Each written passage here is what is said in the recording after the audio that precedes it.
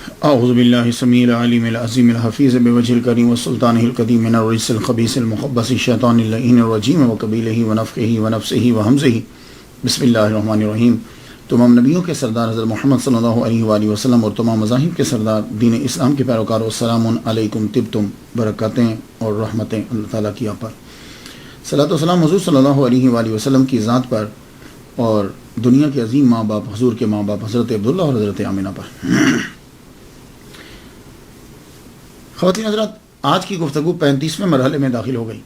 میں گفتگو کر رہا تھا مدنی، امام جعفر صادق، امام مالک، ایک اور مدنی ہے، وہ مدینہ میں پیدا ہوئے اور دنیا تصوف کے بانیوں میں ان کا شمار ہوتا ہے۔ میری مراد امام حسن بصری رحمۃ اللہ علیہ، یہ مدینہ میں پیدا ہوئے 21 ہجری کے اندر آپ کی ولادت ہوئی، یعنی حضور صلی اللہ علیہ وآلہ وسلم دنیا سے جب تشریف لے گئے اس کے 11 سال بعد آپ کی ولادت ہوئی، اور وصال آپ کا وہ 110 ہجری میں، رجب کے اندر، بعض نے کہا محرم کے اندر۔ حضرت امام حسن بصری رحمۃ اللہ علیہ کے والد گرامی جو ہیں ان کا نام یسار ہے۔ یہ جو یسار ہیں، بعض نے فیروز بھی کہا ہے، لیکن یسار صحیح ہے۔ یسار جو ہیں یہ مسلمان جب جہاد کے لیے نکلے تو میسان یا میسان یا میسن، وہاں جو ہے میسان علاقہ میں گرفتار ہوئے، یعنی وہ جو پکڑے جاتے تھے غیر مسلم، یہ فارسی النسل ہیں۔ یہ میسان جو ہے یہ بصرہ اور واسط کے بیچ میں ہے۔ وہاں سے پھر مدینہ لایا گیا ان کو۔ مدینہ جب آئے تو 12 ہجری میں امام حسن بصری رحمۃ اللہ علیہ کے والد گرامی نے حضرت ابوبکر صدیق رضی اللہ تعالیٰ عنہ کے ہاتھ پر اسلام قبول کیا، اور یہ غلام تھے حضرت زید بن ثابت رضی اللہ تعالیٰ عنہ کے، جن کے پاس وزارت تعلیم کا قلم دان تھا، یعنی کاتب وحی بھی ہیں، اور قرآن کو کمپائل جو ہے وہ انہوں نے ہی کیا ہے۔ ان کی ڈیوٹی لگائی تھی حضرت ابوبکر صدیق رضی اللہ تعالیٰ عنہ نے اور حضرت عمر فاروق رضی اللہ تعالیٰ عنہ۔ تو وزارت تعلیم کا قلم دان جو تھا وہ ان کے پاس تھا۔ تو امام حسن بصری رحمۃ اللہ کے والد گرامی زید بن ثابت رضی اللہ تعالیٰ عنہ کے غلام، اور امام حسن بصری رحمۃ اللہ علیہ کی والدہ محترمہ خیرہ، یہ کنیز تھی ام سلمہ رضی اللہ تعالیٰ عنہ کی۔ ام سلمہ رضی اللہ تعالیٰ عنہ جو ہیں یہ حضور صلی اللہ علیہ وسلم کی زوجہ محترمہ ہے۔ تو امام حسن بصری رحمۃ اللہ علیہ کا جو پیدائش ہے، جو ولادت ہے، یہ مدینہ کے اندر ہوئی، لیکن اس وقت دونوں جو ہیں وہ آزاد ہو چکے تھے۔ دونوں کی آزادی کے بعد نکاح ہوا، نکاح کے بعد ان کی ولادت ہوئی، اور بعض نے کہا کہ نہیں، کہ جب ان کی ولادت ہو گئی تو حضرت زید بن ثابت نے اپنے غلام کو، یسار ان کے والد گرامی کو آزاد کر دیا، اور ام سلمہ رضی اللہ تعالیٰ عنہ نے اپنی کنیز کو جو ہے وہ آزاد کر دیا۔ لیکن صحابہ کرام کا غلام ہونا کوئی عیب نہیں ہے۔ اگر کوئی آدمی یہ ان کو پڑھتے ہوئے ایسا کہے او اچھا یہ غلام تھے، تو کوئی عیب نہیں ہے، ہم سب ان کے غلام ہیں، بلکہ ہم تو حضرت امام حسن بصری رحمۃ اللہ علیہ کے بھی غلام ہیں۔ جو صحابہ کے غلام ہوتے تھے ان کو وہ غلامی اتنی پیاری ہوتی تھی کہ جب وہ آزاد بھی کر دیتے تھے تو وہ جاتے نہیں تھے، انہی کے پاس رہتے، انہی کے پاس رہتے۔ ان کو ان کی غلامی اپنی آزادی سے زیادہ عزیز ہوتی تھی۔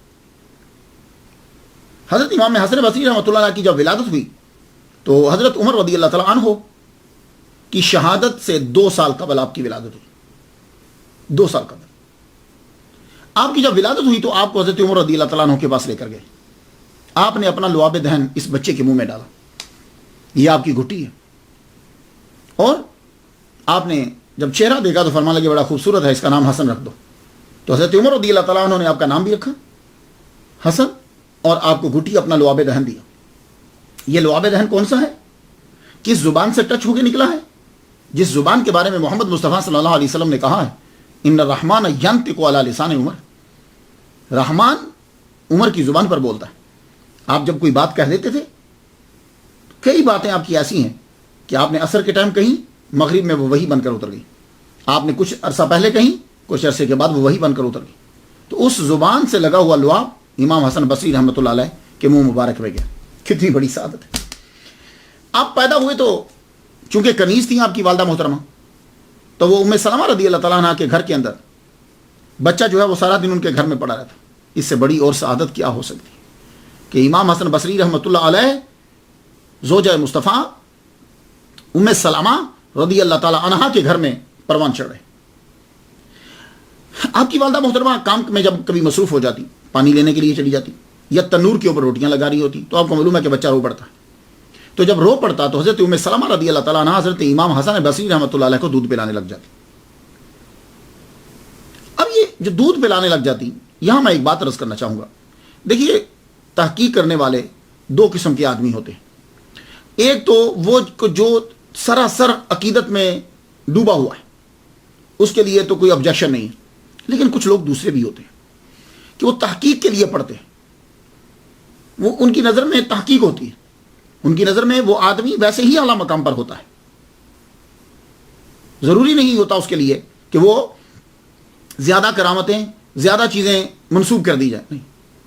اب جب یہ پڑھا جاتا ہے کہ حضرت ام سلمہ رضی اللہ تعالیٰ عنہا نے دودھ پلایا، تو میں نے جب پڑھا تو میں نے تحقیق کی کہ اس وقت حضرت ام سلمہ رضی اللہ تعالیٰ عنہا کی عمر جو ہے وہ 52 سال تھی.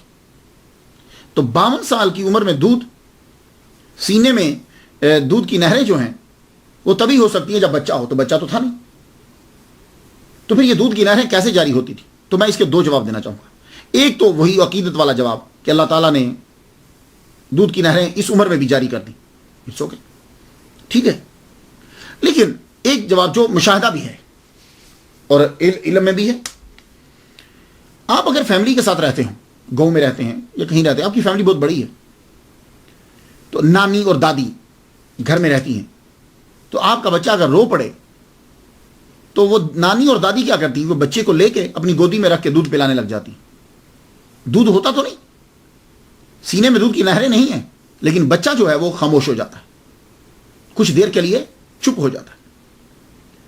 حضرت ام سلمہ رضی اللہ تعالیٰ عنہ خیر اگر دودھ پیا بھی ہے تو پھر یہ اعزاز حاصل ہے حضرت امام حسن بصری رحمۃ اللہ علیہ کو کہ ہماری تو وہ ماں ہیں ام سلمہ رضی اللہ تعالیٰ عنہ، کیونکہ قرآن یہ کہتا ہے کہ نبی کی بیوی ہیں تمہاری ماں ہیں. لیکن حضرت امام حسن بصری رحمۃ اللہ علیہ کے لیے یہ اعزاز ہے کہ ایک تو قرآن کی روح سے ان کی ماں ہوئی اور دوسرا ردائی ماں ان کی بنی. یہ ان کے لیے اعزاز کی بات. اللہ اکبر جل شان. حضرت عمر رضی اللہ تعالیٰ عنہ ام سلمہ رضی اللہ تعالیٰ عنہ کے گھر آتے تھے، ماں ہیں. تو جو مسائل کبھی کبھی ایسے ہوتے تھے کہ صحابہ کرام مومنوں کی ماں آپ ام المومنین سے پوچھنے کے لیے آتے، کوئی مسئلہ ایسا ہوتا تو ان سے پوچھتے آ کر.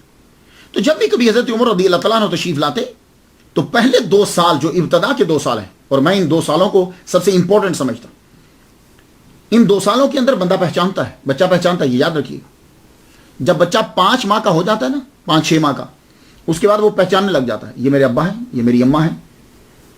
اور سال کا جب ہو جاتا ہے تو پھر وہ کچھ الفاظ بھی بولنے لگ جاتا ہے. پھر تو وہ محبت کا اظہار بھی شروع کر دیتا ہے. اسے معلوم ہوتا ہے کہ میرا ابا آ گیا، اس کے اندر ایک ایکسائٹمنٹ پیدا ہوتی، وہ جاننے لگ جاتا ہے.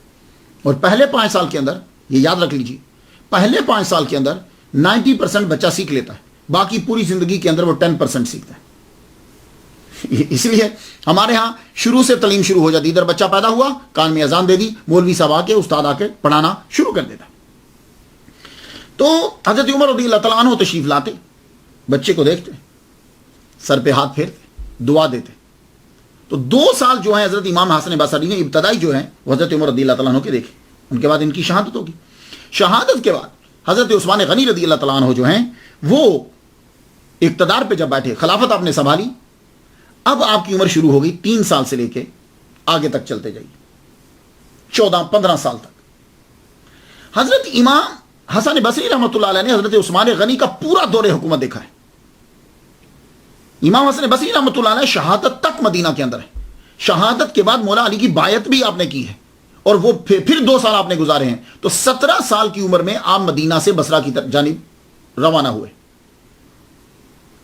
तो यहां अब आप अगर उनकी तालीम के बारे में आप सवाल करें कि हजरत इमाम हसन बसरी ने कहां से सीखा, तो भाई देखिए, उन्होंने ज़ुहद, हदीस मुबारका, फिक्र, तफासीर, ये सारी चीजें उन्होंने सहाबा कराम से सीखी। आपके ज्यादातर सहाबा ही आपके उस्ताद हैं। देखिए, आप जिस दौर में जहां पल रहे हैं वो इल्म का मरकज है। उम्मे सलमा रदी अल्लाह तआला अन्हा 387 के करीब अहादीस मुबारका इनसे रिवायत है। और आपके वालिद ग्रामी हजरत ज़ैद बिन साबित रदी अल्लाह तआला अन्हु के घर रहते हैं और वो कातिब वही हैं, वहां से भी इल्म आ रहा है। 130 सहाबा कराम, जिनमें 70 बदरी सहाबी भी हैं, इन सब से मुलाकात आपकी हो रही है। और आप 2 ही तो मरकज हैं। ज़ैद बिन साबित वजारत तलीम का कलमदान है। उम्मे सलमा रदी अल्लाह तआला अन्हा अकीदत का मरकज है। सहाबा अकीदत के लिए वहां भी आते हैं, माँ है उनकी। और ज़ैद बिन साबित रदी अल्लाह तआला अन्हु के घर में ही आपके अब्बा रह रहे हैं और इनके घर में आपकी वालिदा रह रही हैं। तो सीखने को मुसलसल मिल रहा है। अदब हुजूर सल्लल्लाहु अलैहि वसल्लम की हदीस मुबारका। तो गोया के क्लास में जाकर सीखने की जरूरत नहीं है। सुबह से लेकर शाम तक, शाम से लेकर सुबह तक हजरत इमाम हसन बसरी रहमतुल्लाह अलैह को हदीस मुबारका ही सीखने को मिल रही।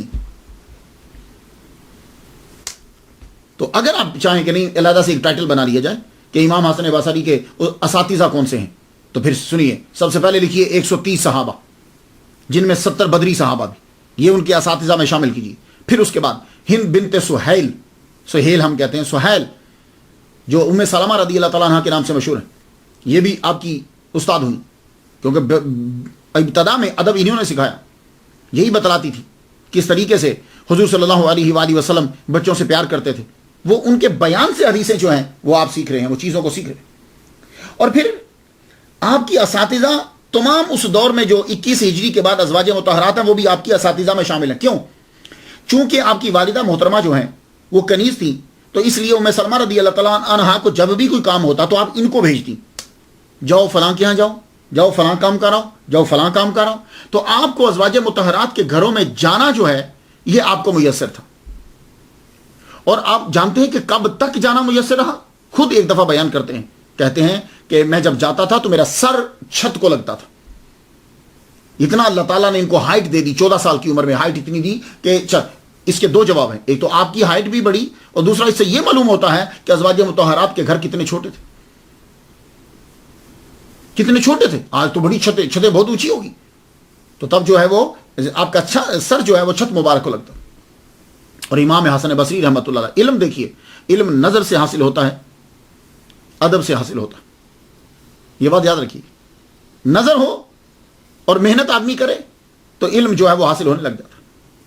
तो अब नजर का तो ये आलम है कि अज़वाज मुतहरात, सहाबा कराम, इनकी नजर हजरत इमाम हसन बसरी पर बरकतें कितनी मिल रही कि अभी तक वो बर्तन सलामत हैं जिन बर्तनों में हुजूर सल्लल्लाहु अलैहि वसल्लम ने पानी पिया।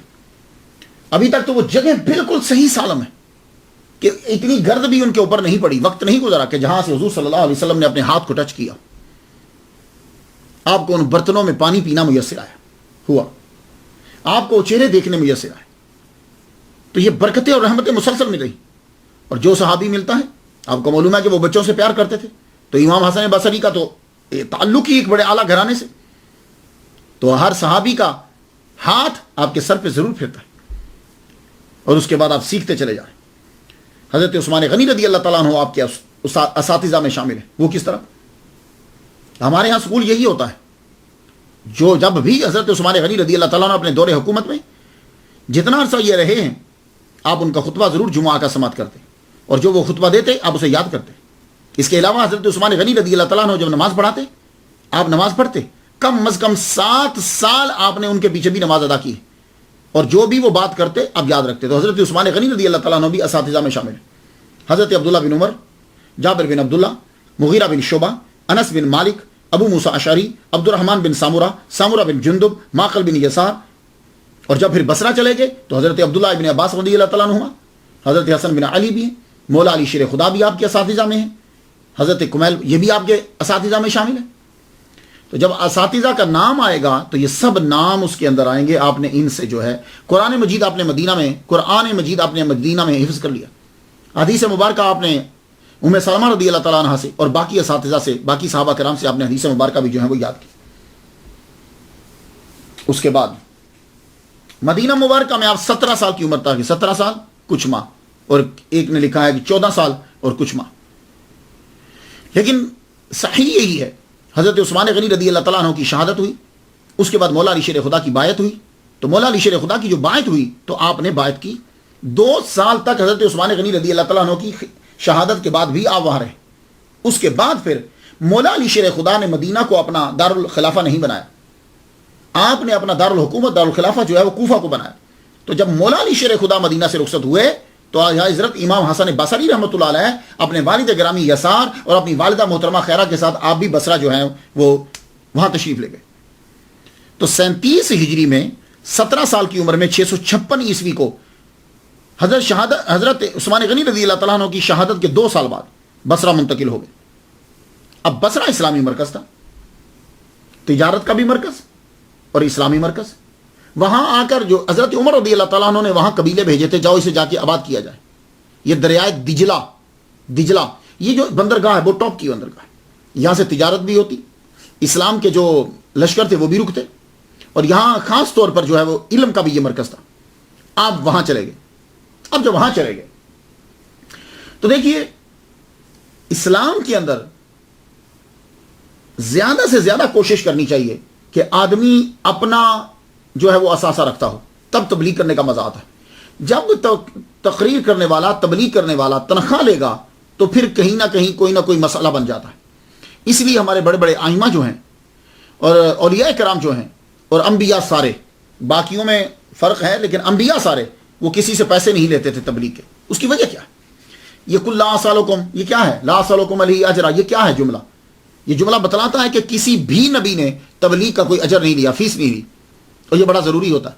جب مولوی جو ہے تصوف کے رنگ میں رنگا جائے اور اس کے بعد اس کا اپنا کاروبار ہو، اپنے پیسے ہوں، تو اس کی تبلیغ کے اندر دبدبہ ہوتا ہے، لوگ اس کو غور سے سنتے ہیں۔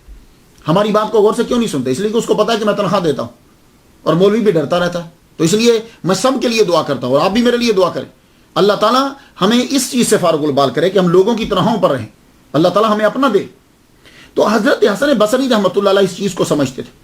آپ جب بصرہ پہنچے تو بصرہ پہنچنے کے بعد آپ نے، اب یہ نہیں ہے کہ آپ نے علم نہیں سیکھا، علم آپ نے پورا سیکھ لیا، اب آپ نے کاروبار شروع کیا، پڑھانا ابھی شروع نہیں کیا، کاروبار کس کا؟ ڈائمنڈ کا کاروبار آپ نے شروع کیا بصرہ میں جب پہنچے۔ ڈائمنڈ جو ہے، اسی لیے ڈائمنڈ کے کاروبار میں آپ کو اتنی مہارت ہوئی، اتنے ایکسپرٹ ہوئے کہ وہ کاروبار آپ کے نام کا حصہ بن گیا۔ اور جب کاروبار نام کا حصہ بن جائے تو سمجھ جاؤ وہ آدمی اس کاروبار میں بہت گہرے طور پہ داخل ہے اور بڑا مشہور ہے اور بڑا کامیاب ہے۔ حسن آف پرلز، تو یہ حسن پرلز جو ہے، موتیوں والا حسن جو ہے، ڈائمنڈز والا حسن جو ہے، یہ مشہور ہو گیا۔ اور آپ کا کاروبار لوکل نہیں تھا کہ آپ بصرہ میں ہی ڈائمنڈز بیچتے تھے، انٹرنیشنل آپ تاجر تھے۔ آپ اپنا مال لے کر استنبول جاتے، آپ اپنا، جس کو قسطنطنیہ کہتے تھے، آپ اپنا مال لے کر یونان جاتے، گریس جس کو آپ گریس کہتے ہیں، یونان جاتے آپ اپنا مال لے کر، اور آپ کا مال جو ہے وہ چھوٹے لوگوں میں نہیں بیچتے تھے کہ آپ دکان پہ بیٹھتے ہیں یا نہ، آپ اپنا مال بیچتے تھے وزراء کو، مال آپ بیچتے تھے امراء کو، بادشاہ آپ سے مال جو ہے وہ خریدا کرتے تھے۔ اس سے 2 چیزیں ثابت ہوتی، ایک تو آپ بڑے امیر تھے، دوسرا یہ کہ آپ کے تعلقات ہائی سوسائٹی کے ساتھ تھے، آپ بڑے بڑے لوگوں سے آپ کا بیٹھنا اٹھنا تھا کہ جس محفل میں بیٹھنے کے لیے لوگ آرزو کرتے ہیں، حضرت امام حسن بصری جو ہے وہ وہاں بیٹھا کرتے تھے۔ تو تجارت جو ہے وہ موتیوں کی کرتے، کافی اثاثہ ہو گیا، ٹھیک ٹھاک آپ کی معاشی حالت آپ کی پاورفل ہو گئی۔ اب اللہ تعالیٰ کی طرف سے یہ ایسا ہی تھا، جب آپ کی پاورفل ہوئی تو جب آدمی ہر چیز دیکھ لیتا ہے تو پھر اس کے جو غربت اور یہ امارت، یہ ان چیزوں کی حقیقت کو جب وہ دیکھ لیتا ہے اور دولت اس کے پاس آ جائے تو اب اس کے اندر جیسے اب کیا لفظ بولیں گے، لفظ بہتر نہیں ہے، آدمی کے اندر جو بھوک ہوتی ہے نا وہ ختم ہو جاتی، پھر اس کے لیے پتھر اور موتی برابر ہو جاتا ہے اگر وہ تصوف میں رہنے والا۔ تو آپ نے جب یہ ساری چیزیں دیکھ لی، اب اللہ تعالیٰ نے آپ کو موڑنا چاہا کہ اب موتیوں کی بزنس ختم کرو، اب جو موتی تم مدینہ سے لے کر آئے ہو وہ موتی بکھیرو۔ تو اس کے لیے ٹرننگ پوائنٹ ہوتا ہے جو ہٹ کرتا ہے آدمی کے مائنڈ کو، برین کو، اور آدمی ایک دم سے مڑ جاتا ہے۔ حضرت حسن بصری رحمۃ اللہ علیہ نے ٹرننگ پوائنٹ جو ہے وہ گریس میں لے لیا۔ آپ نے بادشاہ کے بچے کو دیکھا، سارے لوگ پوری پاور رکھتے ہیں، فلاسفر ہیں، طبیب، ہر ایک سب اپنی کوشش کر چکے، لیکن اس نے جانا تھا وہ چلا گیا۔ یہ موت اور بیماری اور یہ چیزیں آپ جب دیکھ رہے ہیں تو بس آپ کا چھوڑو کاروبار، واپس چلو۔ بصرہ واپس پہنچے۔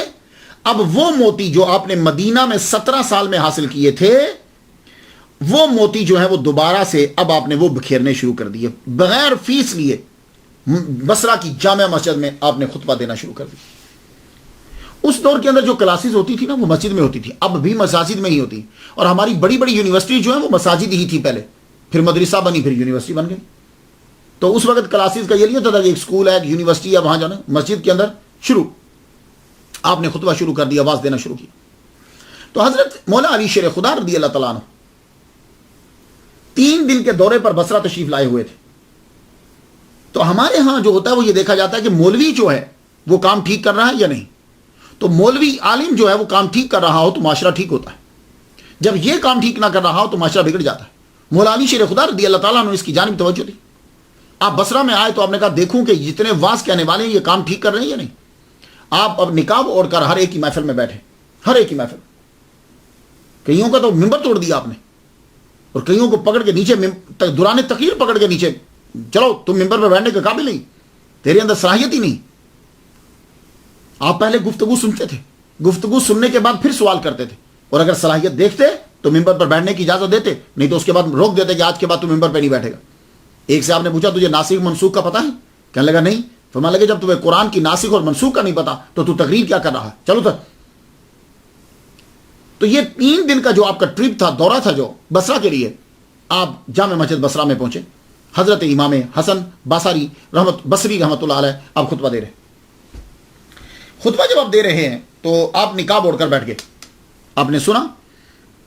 سننے کے بعد آپ کو معلوم ہوا کہ آدمی دم ہے، تو پہچانتے تھے، ملاقات تو تھی۔ یہ تو آپ کہہ نہیں سکتے کہ حضرت علی ان کو جانتے نہیں تھے۔ 17 سال جو مدینہ میں گزار کر آئے ہیں تو حضرت علی نہیں جانتے ہوں گے، بس وہ واچ کر رہے تھے۔ نقاب ابھی چہرے پہ ہی ہے تو کھڑے ہو کے پوچھتے ہیں تم عالم ہو یا طالب ہو؟ عالم ہو یا طالب ہو؟ اب دونوں جواب دیتے مولا علی کے سامنے تو گئے، تو بڑے کے سامنے اپنے آپ کو بالکل ختم کر دو۔ ہاں یہ یاد رکھنا، طالب بھی ایک بہت بڑا درجہ ہے، پھر گفتگو کریں گے، طالب بھی بہت بڑا درجہ ہے۔ لیکن امام حسن بصری رحمۃ اللہ علیہ سمجھ گئے، کہنے لگے میں نہ طالب ہوں نہ عالم ہوں۔ تو کہا پھر کیا ہو؟ کہا جو حضور سے ملا منو ان میں تقسیم کر رہا ہوں۔ تو آپ چل پڑے یہ کہتے ہوئے، کلام اچھا ہے کہتے ہوئے چل پڑے۔ امام حسن بصری رحمۃ اللہ علیہ نے پہچان لیا، آپ تو 17 سال مدینہ میں رہے ہیں، آپ کو نہیں پتا کہ سوال کرنے والا کون ہے؟ پیچھے پیچھے چل پڑے۔ حضرت علی رضی اللہ تعالیٰ عنہ نے پیچھے مڑ کے دیکھا، فرمانے لگے کہاں آ رہے ہو تم؟ کہا امیر المومنین میں آپ کو پہچان گیا ہوں، مولا علی شیر خدا ہو، میں آپ کو پہچان گیا ہوں۔ آپ نے چہرے سے نقاب اتارا، تو اس وقت امام حسن بصری رحمۃ اللہ علیہ عرض کرتے ہیں حضور مجھے وضو کروائیے۔ تو آپ کیا سمجھتے ہیں ان کو وضو نہیں آتا تھا؟ بھائی جو 130 صحابہ سے ملا ہے، حضرت عثمان غنی رضی اللہ تعالیٰ عنہ کے پیچھے نمازیں پڑھی ہیں، ان کو وضو کرنا نہیں آتا؟ نہیں، یہ بات ہی کچھ اور تھی۔ حضرت علی نے پانی منگوایا، پانی منگوا کے فرمایا کرو، بس وہ وضو کروانا تھا کہ ظاہری اور باطنی تمام طہارتیں اعلیٰ مقام پر پہنچا دی، ہر شے پاک۔ اس جگہ کا نام ہی باب التشت رکھ دیا گیا۔ تو جب مولا علی شیر خدا نے آپ کو اجازت دے دی تو اب آپ کو بصرہ کا مفتی قرار دے دیا گیا۔ بصرہ کے اندر آپ ہی کا فتویٰ چلتا تھا، تو بصرہ کی جامع مسجد کے اندر پھر آپ نے خطبہ دینا شروع کر دی۔ تو کلاسز لگتی تھی، ہفتے میں لیکچر ایک بار دیتے تھے، ویسے آپ پڑھاتے رہتے تھے کیونکہ آپ نماز بھی پڑھاتے تھے۔ تو آپ کون کون آتا؟ میں چند کے نام بتا دوں۔ حجاج بن یوسف، آپ تقریر فرما رہے ہیں، حجاج بن یوسف آپ کی محفل میں آ گیا، اور اب وہ نقاب کر کے نہیں آیا، ننگی تلوار لے کر، آرمی ساتھ لے کر آیا اور بیٹھ گیا مجمع میں۔ ایک آدمی پاس بیٹھا ہوا ساتھ والے کو کہنے لگا لے بھائی امتحان آ گیا حسن بصری کا، دیکھتے ہیں کیا کرتا ہے. آپ تقریر فرماتے جا رہے ہیں, مجال ہے کہ آپ نے نظر اٹھا کے اس کی طرف دیکھا بھی ہو؟ نہیں دیکھا, ذکر تک نہیں کیا, توجہ ہی نہیں کی اس کی طرف. پورا لیکچر آپ نے دے دیا. اور لیکچر کس پہ دیتے تھے؟ آپ کا ٹاپک خوف خدا اور خوف آخرت ہوتا تھا. اس کی وجہ کیا تھی؟ اس کو آپ ٹاپک کیوں بناتے تھے؟ اسی طرح عبد القادر گیلانی رحمۃ اللہ علیہ کی بھی لیکچر سن لیجیے, خوف خدا خوف آخرت. کیوں؟ دیکھیے, وجہ یہ ہے کہ مسلمان بڑے امیر ہو گئے تھے. حضرت عمر رضی اللہ تعالیٰ عنہ کہ دور حکومت میں ہی مسلمانوں کے پاس اتنا مال غنیمت آیا کہ مسلمان امیر ہو گئے. غریب جو آدمی ہوتا ہے اس کے اندر خوف خدا اور خوف آخرت ہوتا ہے, لیکن جب آدمی امیر ہو جاتا ہے تو پھر یہ دونوں چیزیں اس سے ہٹتی جاتی. تو بصرہ کے لوگ امیر تھے, مسلمان امیر ہوتے جا رہے تھے, اس لیے آپ نے اس ٹاپک کو چنا. تو خوف خدا اور خوف آخرت کا خاص لیکچر آپ نے اس دن دیا جب حجاج ابن یوسف بیٹھا ہوا. جب آپ لیکچر پورا کر چکے تو وہی آدمی جو کہہ رہا تھا آج امتحان ہے, تو کہنے لگا حسن از حسن, حسن واقعی بڑا خوبصورت ہے بھائی. حجاج ابن یوسف اٹھا, آج اس نے ہاتھ چومے, اور ہاتھ چوم کے یہ کہنے لگا جس کسی نے مرد دیکھنا ہو تو وہ انہیں دیکھے. اللہ اکبر جل شان. اسی طرح آپ کے مجمع کے اندر محمد ابن سیرین, علامہ ابن سیرین جو ہے وہ بھی بیٹھتے. ابن سیرین کون ہے؟ یہ آپ نے کتاب دیکھی ہوگی, یہ تعبیر الرؤیا, علامہ ابن سیرین کی یہ کتاب ہے. ان کو یوسف ثانی کہا جاتا ہے. یہ ان کے پیچھے نماز پڑھتے تھے. ہاں, یہ 9 سال چھوٹے ہیں حضرت امام حسن بصری رحمۃ اللہ علیہ سے, چونکہ یہ بصرہ میں پیدا ہوئے تھے. ابن سیرین جو ہے نا جنہوں نے تعبیر الرؤیا, یہ بصرہ میں پیدا ہوئے. 9 سال چھوٹے ہیں امام حسن بصری سے. کیوں بصری سے؟ کیونکہ 33 ہجری میں یہ پیدا ہوئے, اور آپ اکثر امام حسن بصری رحمۃ اللہ علیہ کے پیچھے نماز پڑھتے, ان سے احادیث لیتے, سیکھتے. اور 110 میں ہی آپ کا بھی انتقال ہوا ہے, وصال ہوا ہے.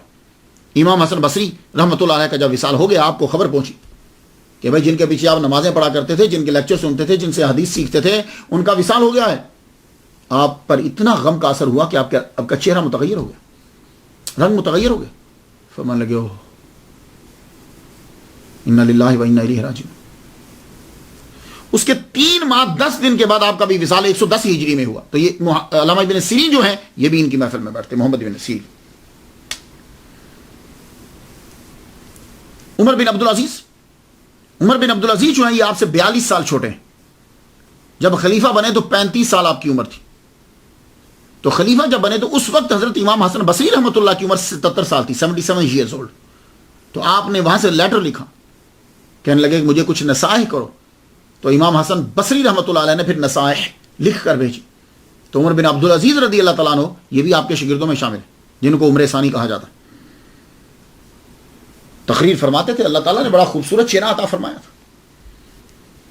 آپ بڑے مشہور تھے, آپ کے لیکچرز, آپ کے وعظ دور دراز تک مشہور تھے. یہ نہیں کہ بصرہ کے محلے کے اندر ہی مشہور ہے. اشعث ابن سوار جب بصرہ جانے لگے تو امام شافعی رحمۃ اللہ سے کہتے ہیں کہ میں بصرہ جا رہا ہوں, کوئی چیز چاہیے آپ کو؟ فرمانے لگے امام حسن بصری رحمۃ اللہ کو میرا سلام کہنا. کہنے لگے میں نے تو کبھی ان کو دیکھا ہی نہیں ہے, میں کیسے پہچانوں گا؟ کہنے لگے بصرہ کی جامع مسجد میں داخل ہونا, جس کا حسن اور وجاہت دیکھتے ہوئے تیرے سینے میں رعب بیٹھ جائے, وہی حسن بصری ہوں گے, اور میرا سلام کہہ دینا. واقعی جب آپ مسجد میں داخل ہوئے, جامع مسجد میں آپ تقریر فرما رہے تھے, اتنے خوبصورت اور وجیح اور دبدبا آپ کا, واقعی آپ پہ رعب پڑا. کہنے لگے سچ کہا تھا امام شافعی. اور امام باقر علیہ السلام کی محفل میں جب کبھی تذکرہ ہوتا امام حسن بصری رحمۃ اللہ علیہ کا, تو آپ فرماتے تھے کہ بھائی ان کے کلام میں تو انبیاء کے کلام کی سی تاثیر ہوتی تھی. اللہ اکبر. تو میں جب پڑھتا ہوں ان کی تقاریر کو, ان کی تقریر جب میں پڑھتا ہوں تو حضرت لقمان علیہ السلام کے بارے میں آپ نے پڑھا, کبھی پڑھیے گا. ان کے نصائح جو تھے وہ بڑے مشہور تھے, نصیحتیں جسے کہتے ہیں ہم, وہ بڑی مشہور تھی. جو انہوں نے اپنے بچے کو کی, جب وہ لوگوں کو کرتے تھے, وہ بڑی مشہور, عرب کے اندر تو مشہور تھی. بالکل اسی طرح کا کلام آپ کو ان کے تقریروں میں ملے گا, بڑی خوبصورت موتی. میں لمبا ہو جائے گا لیکچر, لیکن چند باتیں آپ کو میں بتا دیتا ہوں. میں کرامتیں آپ کو نہیں بتا رہا, کرامتیں ان کی بے شمار ہیں, لیکن میں یہ بتا رہا ہوں کہ ہمیں کرنا کیا ہے. ہمیں ان کی سیرت پر عمل کرنا ہے, ان کی باتوں پر عمل کرنا ہے. تو میں آپ کو چند باتیں بتا دیتا ہوں. آپ فرمایا کرتے تھے, تقریر کر رہے ہو, دیکھو کس انداز سے سمجھا رہے ہیں. کہنے لگے سنو, یہ جو دنیا ہے نا, یہ سواری ہے, یعنی جس کے اوپر تم چڑھتے ہو, جیسے اونٹ گھوڑا، یہ دنیا سواری ہے. اس کے اوپر سوار ہو جاؤ گے نا تو یہ منزل پہ لے جائے گا. اونٹ کے اوپر چڑھ جاؤ تو اونٹ منزل پہ لے جائے گا، اور اگر اونٹ تمہارے اوپر چڑھ گیا تو تمہیں کچل دے گا. تو یہی دنیا ہے، اس کے اوپر سوار ہو جاؤ، اسے کنٹرول کر لو تو پھر تو یہ تمہیں آخر تک لے جائے گی. کامیابی کا زینہ ہے. اور اگر یہ تمہارے اوپر چڑھ گئی تو تباہ ہو جاؤ گے. عام آدمی آسانی سے جو ہے وہ بات کو سمجھ آتا ہے. تو آپ فرمایا کرتے تھے، تقریر کر رہے ہیں تو ایک صاحب کھڑے ہو گئے، کہنے لگے شیخ تم اللہ سے بڑا ڈراتے ہو، آخرت کی یاد دلاتے ہو، پر شیخ کیا کریں ہمارے دل سو گئے ہیں. کوئی عام آدمی ہوتا کہتا اچھا بھائی دعا کریں گے دل جاگ جائیں. آپ نے فرمایا سنو، سوئے ہوئے نہیں ہیں، دل مردہ ہو چکے ہیں، مر گئے ہیں. سوئے ہوں تو ہلانے سے اٹھ جاتا ہے بندہ، سویا ہوا ہلانے سے اٹھ جاتا ہے، ہلتا ہے. لیکن اگر مر گیا ہو تو جو مرضی چینج کرتے رہو وہ اٹھتا نہیں ہے. فرمانے لگے تمہارے دل سو گئے ہوتے تو میں اٹھا دیتا، یہ تو مردہ ہو چکے ہیں. کسی نے آ کر ایک مرتبہ کہا، امام حسن بصری رحمۃ اللہ علیہ، وہ فلاں آدمی ہے نزا کی حالت میں، 70 سال اس کی عمر تھی، نزا کی حالت ہے، ابھی جان جو ہے نکل رہی. فرمان لگے نزا میں تھا، 70 سال سے تھا، اب چھوٹ رہی ہے. اب جان چھوٹ رہی. واقعی آدمی جب تک اس دنیا میں رہتا ہے پریشان رہتا ہے. پیدا ہوتا ہے، اس کے بعد جب بچپن آگے، پھر لڑکپن، پھر جوانی، پھر بڑھاپا، پریشان، پھر دوسروں کی پریشانی، تو جب جان نکلتی ہے تو چھوٹ جاتا ہے. اور فرمایا کرتے تھے دنیا کی دوستی نے ہی بت پرستی کو جنم دیا ہے، دنیا کی دوستی نے ہی بت پرستی کو جنم دیا. بڑا غضب کا جملہ ہے. اور فرماتے تھے کہ وہ جو لوگ تھے ہمارے اساتذہ صحابہ کرام، وہ رات کو قرآن پڑھتے تھے، دن کو عمل کرتے تھے، اور ہم لوگ قرآن پڑھتے تو ہیں عمل نہیں کرتے. اور ایک بات آپ نے بڑی زبردست کہی، کہنے لگے سنو، جو تیرے سامنے آ کے دوسروں کی باتیں کر رہا ہے نا، ایک دن وہ تیری بات جا کے دوسروں کے آگے کرے. اس لیے جتنے لوگ میری باتیں سماعت کر رہے ہیں، میں خاص طور پہ عرض کرنا چاہوں گا، بچ کے رہیے اس بندے سے. بھلا سے آپ کا جتنا مرضی دوست ہو اس کو منع کر دو. آج وہ اگر دوسروں کی باتیں آپ کو بتا رہا ہے، برائیاں لوگوں کی آپ کے سامنے بیان کر رہا ہے، تو اس کو عادت ہے وہ کل کو آپ کی برائی دوسروں کے سامنے جا کے بیان کرے گا، آپ کی باتیں دوسروں کے سامنے بیان کرے گا. اس کی عادت ہے، یہ یاد رکھیے. حضرت امام حسن بصری رحمۃ اللہ علیہ کی سیرت بیان کرتے ہوئے، تاریخ بیان کرتے ہوئے کچھ تسامح ہوئے ہیں. وہ تسامح بیان کرتا جاؤں. میں اس کو غلطی نہیں کہہ رہا، کیونکہ ہمارے بہت بڑے لوگوں نے اسے لکھا ہے، تو میں اس کو غلطی نہیں کہتا. جب تک ہم اپنے بڑوں کا ادب کریں گے اللہ ہم پہ رحمت نازل فرمائے. یہ تسامح ہے. یہ تسامح کیوں ہو جاتا ہے؟ اس کے کم از کم 2 جواب دیتا ہوں. ایک تو یہ ہوتا ہے کہ تسامح ہوتا ہے، اس سے اللہ تعالی کا پتہ چلتا ہے کہ ایک آدمی کے اندر اتنی صلاحیتیں ہیں، اتنی صلاحیتوں کے باوجود اس سے یہ تسامح ہوا. پتہ چلا کہ آدمی جو ہے اگر کوئی پاک ہے، کلیئر ہے، تو صرف اللہ تعالیٰ کی ذات ہے، باقی کسی نہ کسی میں کوئی نہ کوئی خامی ہے. اور وہ جس فیلڈ میں وہ ماہر ہے اسی میں کوئی نہ کوئی ایسی مسٹیک ہو جاتی ہے. ایک تو یہ ہوتا ہے، ایک یہ ہوتا ہے. اور باقی یہ ہوتا ہے کہ جو بھی ہمارے بڑے ہیں یا جو ہمارا پہلے گزر گئے، وہ جب ریسرچ کر رہے ہوتے ہیں تو ریسرچ کرتے ہوئے ان کے پاس جتنے سورسز تھے اس دور کے ٹاپ کے، انہوں نے اس کے مطابق بات کو لکھ دیا. یہ بات یاد رکھیے، اس دور کے جو تھے ان کے پاس تھے. تو بعد میں پتا چلا کہ ان کا جو تحقیق کا دائرہ تھا اس میں سے ایک کتاب رہ گئی یا ایک زاویہ جو ہے وہ رہ گیا. تو تسامح ہو جاتا ہے. اب سب سے پہلا تسامح حضرت امام حسن بصری رحمۃ اللہ علیہ کے بارے میں. اصل میں ہوتا یہ ہے کہ مریدین چاہتے ہیں، عقیدت مند چاہتے ہیں کہ ہم بڑی سے بڑی بات منسوب کریں، حالانکہ ایسی نہیں ہے. اس آدمی کا آج تک جو نام زندہ ہے یہی بہت بڑی کرامت ہے، ورنہ اس دور کے سارے لوگوں کے، بصرہ میں کتنے لوگ تھے سب کے نام یاد ہیں آپ کو؟ نہیں. حضرت امام حسن بصری رحمۃ اللہ علیہ کا نام آج بھی یاد ہے آپ کو، تو یہی تو بہت بڑی کرامت ہے. ایک بات جو منسوب کی گئی وہ یہ کہ حضرت امام حسن بصری رحمۃ اللہ علیہ نے حضور صلی اللہ علیہ وآلہ وسلم کے پیالے میں پڑا ہوا پانی جو ہے وہ پی لیا. حضور صلی اللہ علیہ وسلم تشریف لائے تو پوچھتے ہیں کہ میرا پانی کس نے پیا ہے؟ تو کہا جی حسن نے پی لیا ہے. تو آپ نے فرمایا جتنا پانی پیا اللہ تعالیٰ اس کو اتنی برکتیں، رحمت دے، علم دے. میں یہ خلاصہ بیان کر رہا ہوں. میں اس کو بیان کس نے کیا ہے؟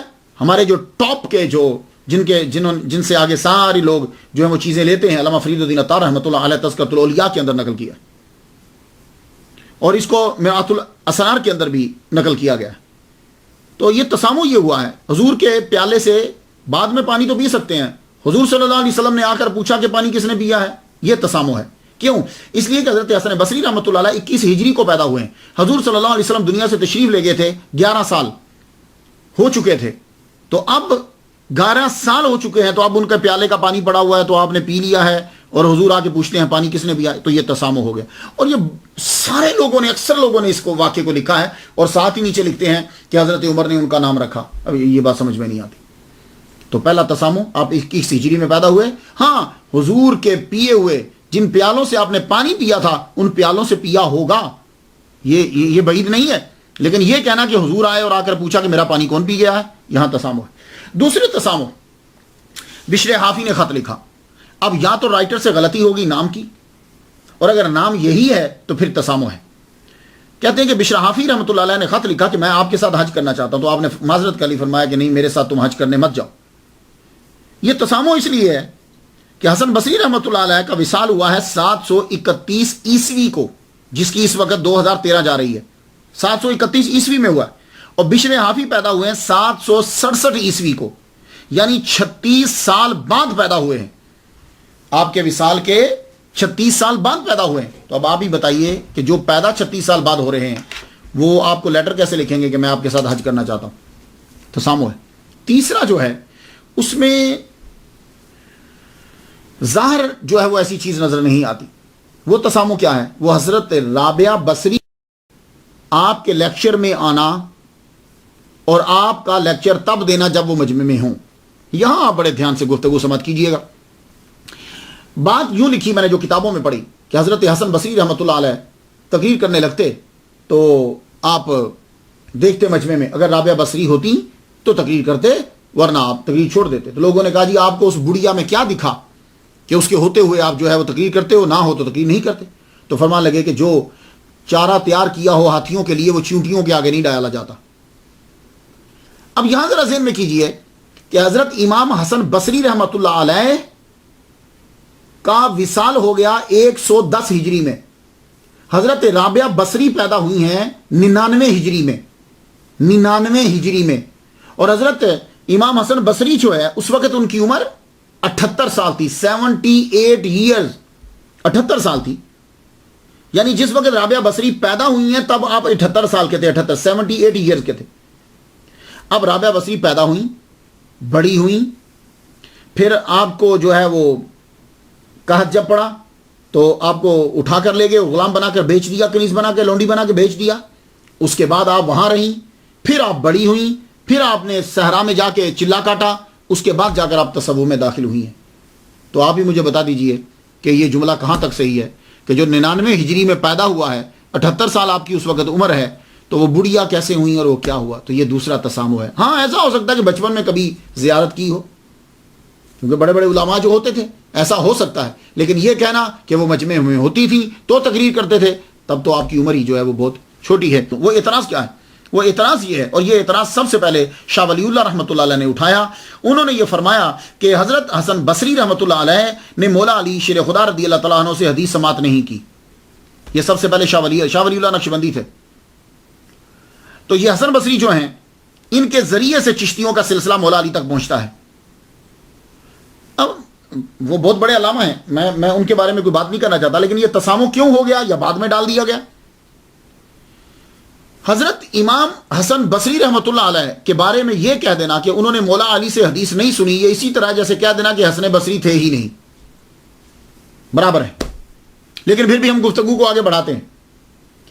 آپ مجھے بتائیے کہ جو بچہ صحابہ کرام کے گھروں میں جا رہا ہے, جو بچہ حضرت ام سلمہ رضی اللہ تعالیٰ عنہ, حضرت زید بن ثابت, 28 بدری صحابہ کے پیچھے نماز پڑھی ہے, 70 بدری صحابہ سے ملاقات, 130 صحابہ ٹوٹل, آنا جانا ہر وقت, 17 سال تک صحابہ کے ساتھ ہے.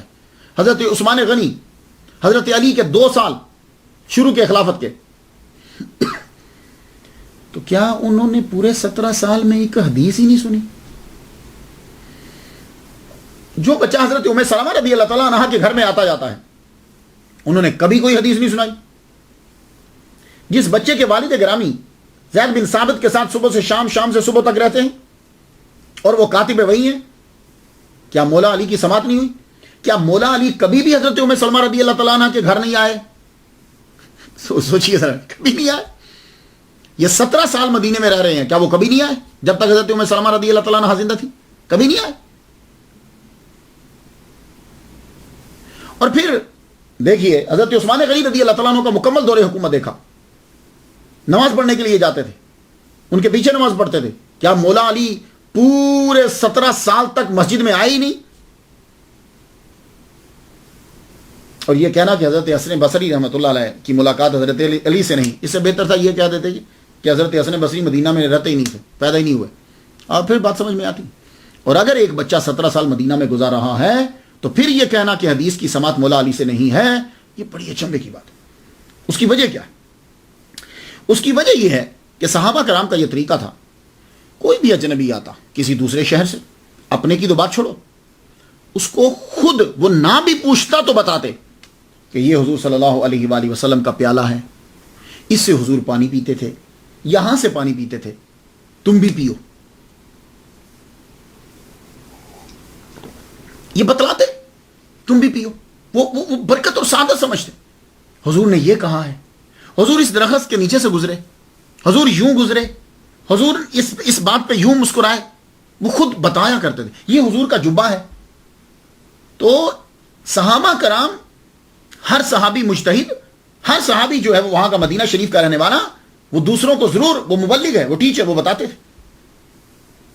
تو 17 سال تک امام حسن بصری رحمۃ اللہ علیہ کو، کہ جو اتنا امپورٹنٹ بچہ ہے کہ ازواج مطہرات کے کام کر رہا ہے، زید بن ثابت رضی اللہ تعالیٰ عنہ کے گھر ان کے آنا جانا ہے ان کا، مولا علی سے ملاقات ہی نہیں ہوئی.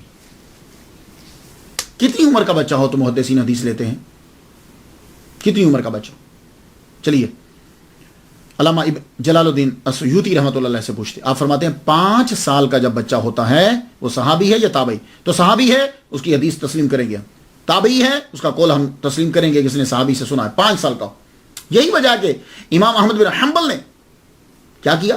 آپ کی امام حسن بن علی کی روایت کو تسلیم کیا، نقل کیا، جو انہوں نے اپنے نانا سے کی ہیں. اور ان کی عمر کتنی تھی جب نانا سے ملاقات ہوئی؟ تقریباً 6 سال کے قریب.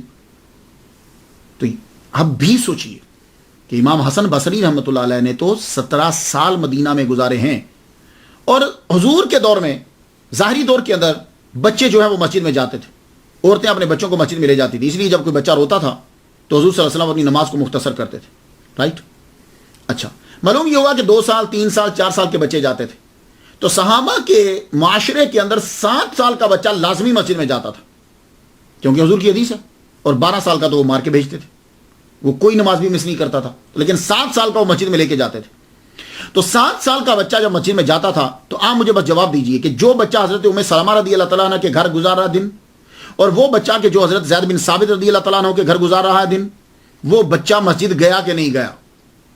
تو کم از کم اگر آپ 7 سال کے بھی مجمع میں گئے ہوں، مسجد میں گئے ہوں، تو مولا علی شیر خدا رضی اللہ تعالیٰ عنہ ہر نماز با جماعت ادا کرتے تھے مسجد نبوی کے اندر. تو کیا حضرت علی سے ملاقات 7 سال تک مسجد میں ملاقات ہی نہیں ہوئی؟ کہ من کن تو مولا ہو فعلی مولا ہو، کہ جو ایک امپورٹنٹ حیثیت رکھتے ہیں معاشرے کے اندر، حضرت امام حسن بصری ان سے ملاقات ہی نہیں کی، ان سے ملے ہی نہیں؟ نہیں، ایسا مت کو ملے. ہر صحابی آپ سے پیار کرتا ہے، ہر صحابی آپ سے پیار کرتا ہے. اور آپ نماز پڑھتے ہیں، صحابہ جو حدیث بیان کرتے ہیں آپ سنتے ہیں، وہ ملتی ہیں. مولا علی سے بھی آپ کی بارہا جو ہے وہ ملاقات ہوئی. اور حضرت علی جب حضرت ام سلمہ رضی اللہ تعالیٰ عنہ کے گھر آتے تو تب بھی حضرت امام حسن بصری رحمۃ اللہ علیہ سے ملاقات جو ہے وہ ہوتی تھی. اب وہ حدیثیں چند بیان کر دوں، میں ڈیٹیل نہیں بیان کر رہا، میں بہت مختصر بیان کر رہا ہوں، ڈیٹیل آپ پڑھ لیجئے گا. حضرت سامورہ بن جندب سے بھی آپ کی روایت ہے، آپ نے سامورہ بن جندب سے روایت کی ہے. اس کو نقل کس نے کیا ہے؟ اس حدیث کو ابو عیسیٰ ترمذی نے جامع ترمذی کے اندر نقل کیا ہے. اس حدیث مبارکہ باب ما جاء فی ما لا یجب علیہ الحد فی من لا یجب علیہ الحد کے اندر اسے نقل کی. اور اس حدیث کو حدیث حسن کہا. محمد بن یحییٰ ان بشیر بن عمر ان حمام ان قتادہ ان حسن بصری ان علی رضی اللہ تعالیٰ عنہ. تو حافظ زین الدین عراقی نے اس حدیث پہ شرح ترمذی میں باز کرتے ہوئے لکھا کہ حضرت حسن بصری رحمۃ اللہ علیہ نے لڑکپن میں بیعت کی تھی مولا علی شیر خدا رضی اللہ تعالیٰ عنہ کی. اور علامہ جلال الدین السیوطی رحمۃ اللہ علیہ نے تو اپنی کتاب کے اندر ڈیٹیل لکھ دی. علامہ ضیاء المقدسی نے اپنی کتاب المختارہ کے اندر تحریر کیا کہ خواجہ حسن بصری رحمۃ اللہ نے حضرت علی سے احادیث سنی ہیں، اور کہتے ہیں کہ اگر کوئی اعتراض کرے تو اسے کہہ دینا کہ علامہ ابن حجر اسقلانی رحمۃ اللہ علیہ جیسے محدث نے اس کو صحیح کہا. 28 بدری صحابہ کے پیچھے آپ نے نماز پڑھی. امام بخاری تاریخ صغیر میں روایت کرتے ہیں کہ ہم سے محمد نے، ان سے عمر بن علی نے، ان سے عبدالصمد نے، ان سے خالد نے، ان سے حسن بصری نے روایت کیا کہ میں نے 28 بدری صحابہ کے پیچھے نماز ادا کی ہے. میں اور آپ لوگ تو نماز پڑھنے کے بعد کوئی نہ کوئی حدیث بیان کریں. میں ہوں ماشاءاللہ، ابھی میں نے حال ہی میں پورا قرآن مجید زبانی ترجمے کے ساتھ ختم کیا. عشاء کی نماز کے بعد میں پڑھتا ہوں، حدیث بیان کرتا ہوں. تو کیا صحابہ کرام نماز کے بعد کچھ بیان نہیں کرتے تھے؟ نماز پڑھتے بس پڑھتے ہی اٹھ کے نکل جاتے تھے؟ نہیں. تو بدری صحابہ، 28 بدری صحابہ جن کے پیچھے آپ نے نماز ادا کی ہے، ان میں سے ایک مولا علی شیر خدا بھی ہیں، یہ بھی بدری ہیں، انہوں نے جنگ بدر میں حصہ لیا ہے، تو آپ نے ان کے پیچھے بھی نماز ادا کی. حضرت زبیر بن العوام سے ملاقات. علامہ جلال السیوطی رحمۃ اللہ علیہ بیان کرتے ہیں کہ حضرت حسن بصری رحمۃ اللہ علیہ نے یہ کہا کہ جب حضرت زبیر بیعت کر رہے تھے مولا علی شیر خدا رضی اللہ تعالیٰ عنہ کی تو میں نے دیکھا ان کو. تو جب مولا علی کی بیعت ہو رہی تھی تو مولا علی چپ تھے کہ کوئی حدیث بیان ہی نہیں کی، کوئی بات ہی نہیں کی. امام احمد بن حنبل، امام مسلم اور امام ترمذی کہتے ہیں کہ صحابی اور تابعی کی معنن جو ہے ان یہ ان منتصل ہے. اگر وہ صحابی اور تابعی ایک شہر میں ہیں اور ملاقات ممکن ہے، ایک زمانہ ایک شہر، تو ان کی متصل ہے. کیوں؟ یہ ہو نہیں سکتا کہ تابعی ایک شہر میں رہتا ہے اور اسی شہر میں صحابی بھی ہے تو وہ ان سے ملنے نہ جائے. تو جب ایک عام آدمی صحابی کو ضرور ملنے کے لیے جائے گا تو حضرت حسن بصری رحمۃ اللہ علیہ مولا علی سے ملے ہی نہیں، ہرگز نہیں ہے. آپ کی ملاقات ہے تو وہ حدیث مبارکہ جو آپ نے حضرت مولا علی شیر خدا سے نقل کی ہیں چند سماعت کر لیجئے. ترمذی شریف کتاب الحدود جلد 34 صفحہ 32 پہ ہے، نسائی شریف جلد 34 صفحہ 324 پہ ہے، امام احمد بن حنبل جلد اول مسند امام احمد بن حنبل جلد پہلی صفحہ 118 پہ ہے. محمد بن یحییٰ ان حمام ان قتادہ ان حسن بصری ان علی علیہ السلام. یہ حدیث جو ہے ان رسول اللہ صلی اللہ علیہ وسلم رفع القلم عن ثلاثۃ، قلم اٹھا لی گئی 3 سے، عن النائم حتی یستیقظ، عن الصبی حتی یشبع، وعن المعتوی حتی یعقل. یہ حدیث حسن بصری رحمۃ اللہ مولا علی سے نقل کی. امام بائحقی نے سنن الکبریٰ جلد 8ویں صفحہ 265 کے اندر حدیث بیان کی، یہی حدیث لکھی. نسائی شریف کتاب الزکات علی بن حجر ان یزید بن ہارون ان حمید ان حسن بصری رحمۃ اللہ علیہ، اور وہ روایت کرتے ہیں مولا علی شیر خدا سے. وہ حدیث جو مولا علی شیر خدا رضی اللہ تعالیٰ عنہ کوفہ میں تقریر فرما رہے تھے کہ اللہ تعالیٰ نے تمہاری دولت کو جب بڑھا دیا ہے تو اب فطرانہ زیادہ دیا کرو گے، اب تم ابھی بھی وہ تھوڑا ہی فطرانہ دے رہے. اسی طرح المصنف عبد الرزاق نے یہ تسلیم کیا ہے کہ حضرت حسن بصری رحمۃ اللہ علیہ نے سماعت کی ہے مولا علی سے. المصنف کتاب کا نام ہے اور عبد الرزاق یہ امام بخاری کے استاد ہیں. وہ حدیث انہوں نے نقل کی ہے المصنف جلد 34 صفحہ 210 پہ. وہ افطر الحاجم والمحجوم. امام بزار نے اپنی مسند جلد 2 صفحہ 177 میں تسلیم کیا کہ حضرت حسن بصری رحمۃ اللہ علیہ نے مولا علی سے سنا ہے. امام ابو یعلا نے خواجہ حسن بصری کی سماعت جو ہے حضرت علی سے تسلیم کی. امام جعفر طبری نے جامع البیان فی تفسیر القرآن جلد 8ویں صفحہ 183 پہ تسلیم کیا. امام طحاوی نے تسلیم کیا کتاب الرحم کے اندر ایک حدیث بیان کی. امام دارقطنی نے اپنی سنن کتاب زکات الفطر جلد 2 صفحہ 152 کے اندر حدیث بیان کر کے تسلیم کیا کہ سماعت ہے. خطیب بغدادی نے تاریخ بغداد میں تسلیم کیا کہ حضرت حسن بصری رحمۃ اللہ علیہ کی سماعت ہے. حضرت حسن بصری رحمۃ اللہ علیہ کی جو حدیث مبارکہ وہ مولا علی سے جو ہے کفنت النبی صلی اللہ علیہ وسلم فی قمیص ابیض روایت کر کے تسلیم کیا. تو آپ لوگ اگر دیکھنا چاہو ڈیٹیل تو یہ کتاب ذرا دیکھیے. اس کتاب کے اندر بہت خوبصورت یہ کتاب ہے، فخر الحسن کا ترجمہ حدیث حسن خواجہ فخر الدین دہلوی. یہ رسالہ اس وقت لکھا گیا جب حضرت شاہ ولی اللہ نے کول جمیل میں تحریر کیا کہ حضرت حسن بصری رحمۃ اللہ علیہ نے سماعت نہیں کی. یہ 250 سال پرانا رسالہ ہے اور اسی سے ہی سارے لوگوں نے چرا کے آگے پھر لکھا ہے. بہت ڈیٹیل سے لکھا. اب عربی میں اب اردو میں بھی اس کا ترجمہ جو ہے وہ مل جاتا ہے. یہ سلیمانی ٹرسٹ کراچی نے جو ہے وہ اس کو چھاپا ہے. تو خواتین و حضرات، حضرت حسن بصری رحمۃ اللہ کی ملاقات مولا علی شیر خدا سے ہے. دنیا میں جو آدمی آتا ہے پھر اس کو جانا بھی ہوتا ہے. روزے سے رہتے تھے، نماز پڑھتے، قرآن مجید کی تلاوت ہوتی، اللہ تعالیٰ کی بارگاہ میں روتے رہتے تھے. رات پوری گزر جاتی روتے روتے روتے روتے، داڑھی مبارک آپ کی تر ہو جاتی، دامن تر ہو جاتا بعض کو. اور میں عرض یہ کرنا چاہوں گا کہ جب آپ کرامتیں بیان کرنے لگے تو پلیز ایسی بیان کیا کریں گے جس کو اگلا آدمی، آج کے دور کے لوگ جو ہیں وہ سن سکیں. ہم لوگ کرامتیں بیان کرتے ہیں تو اسی طرح ہمیں توجہ دینی پڑے گی کرامتوں کی. ایک جگہ میں کرامت پڑھ رہا ہوں، اب آپ بتائیے کہ یہ بات آپ سمجھا سکیں گے کسی کو کہ حضرت امام حسن بصری رحمۃ اللہ اتنا روئے اتنا روئے اتنا روئے، پوری چھت بھر گئی. چھت بھرنے کے بعد پرنالے سے پانی اس طرح گرنے لگ گیا جیسے بارش میں پانی گرتا ہے. نیچے ایک آدمی کے اوپر پانی گرا تو اس نے پوچھا بھائی یہ پاک ہے کہ پلیت ہے؟ آپ نے فرمایا پلیت ہے.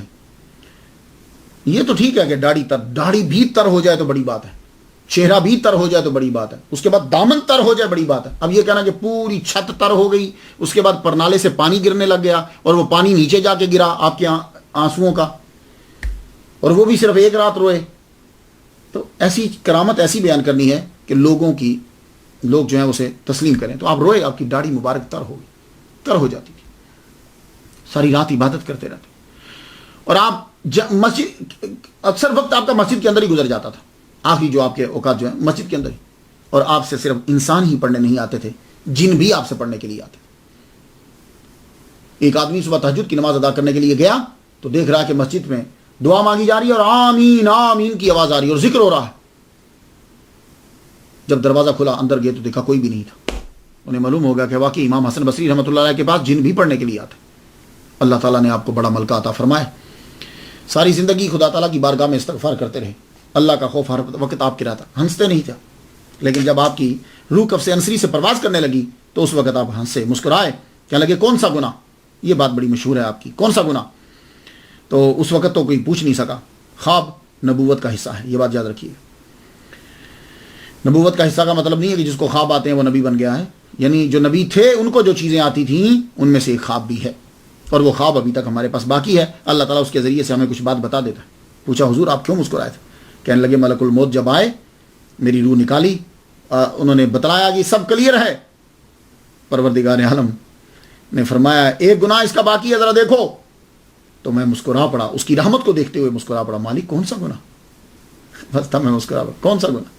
اس کا کرم کتنا ہے، ایک گناہ باقی ہے. اس باتوں کا مزہ تب ہی آتا ہے جب آدمی اس میں گم ہو. روح کف سے انصری سے پرواز کر گئی. منتخب التواریخ میں لکھا ہے کہ ہشام بن عبد الملک بن مروان کی عہد حکومت میں رجب 110 ہجری میں حسن بصری رحمۃ اللہ علیہ کا جو ہے وہ وصال ہوا. آپ کا مزار بصرہ کے اندر ہی ہے. یہ دیکھیے ذرا،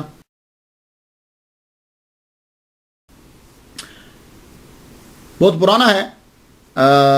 دروازے کی حالت دیکھ کر لگتا ہے کہ آدمی توجہ کم ہی دیتے ہیں. دیکھ رہے ہیں آپ، بہت پرانا ہے. رستے بھی جو ہیں وہ بڑے عجیب سا ہے، اور مزار بھی جو ہے وہ پرانے اسٹائل کا اور پرانا بنا ہوا ہے. لیکن اللہ کی رحمتیں تو ہر وقت پڑ رہی ہیں. خدا تعالیٰ ان کے صدقے سے ہم پر رحمت نازل فرمائے. اجازت دیجیے، وآخر دعوانا الحمدللہ رب العالمین.